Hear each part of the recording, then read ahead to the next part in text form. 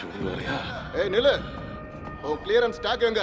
இங்க பாருங்க, இந்த மாதிரி ஒரு ஆபத்தான சிச்சுவேஷன்ல கிளியரன்ஸ் ஸ்டாக்லாம் கேக்குறீங்களே, உங்களுக்கு எல்லாம் மனசாட்சின்றதே இல்லையா? எல்லாரையும் வெளியே போக சொல்றாங்க. இப்போ போய் ஓகே